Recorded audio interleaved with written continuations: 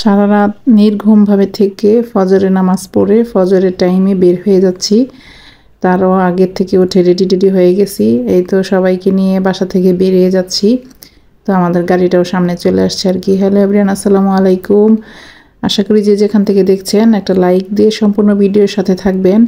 এত ভোর 5টা সাড়ে 5টার দিকে কোথায় বেরিয়ে যাচ্ছি, তো সারাদিন কি করলাম সব কিছু থাকছে আজকের ব্লগে। তো শুরুতেই সবাইকে বলবো অবশ্যই একটা লাইক দিয়ে ভিডিও সম্পূর্ণটা শেষ করবেন, ইনশাল্লাহ ভালো লাগবে সব সময়কার মতো। তো আমাদের গাড়ি চলে আসছে, তো এখন আমরা গাড়িতে উঠে যাব। বাচ্চাদেরকে নিয়ে আসলে বাসে ওঠা অনেক বেশি টাফ, আর এত সকালবেলা অন্ধকার।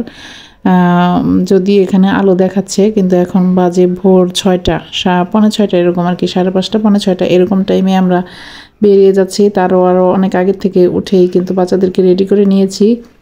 তো মোটামুটি গোছগাছ করে সবাই উঠে যাচ্ছি গাড়িতে। এই তো বাচ্চাদেরকে নিয়ে উঠে যাচ্ছি। তো সারাদিন কি করলাম, কোথায় গেলাম সব কিছুই দেখতে পাবেন। তো আজকে আসলে কোনো রান্নাবান্নার ভিডিও না। তো কোথায় গেলাম, মনটা খুবই খারাপ, সেই সাথে যেহেতু রাতে ঘুম হয় নাই, শরীরটাও বেশি ভালো না। তো এই তো আমরা প্রায় 1-1.5 ঘন্টা জার্নির পরে এরকম রোদ উঠে গেছে।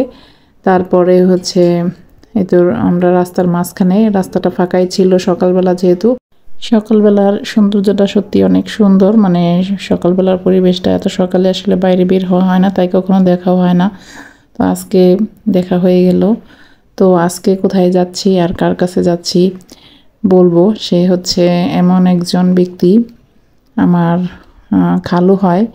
খালু বলতে গেলে যে আমার বাবার পরেই তার স্থান বলা যায়, কারণ বাবার মতোই তার সাথে আমার সম্পর্কটা। আমার খালাকে যখন উনি বিয়ে করছে, তখন আমার মায়ের বয়স ছিল 1 কি 1.5 বছর এরকম, একদমই আমার মা ছোট ছিল। তো আমার মাকে উনি কুলে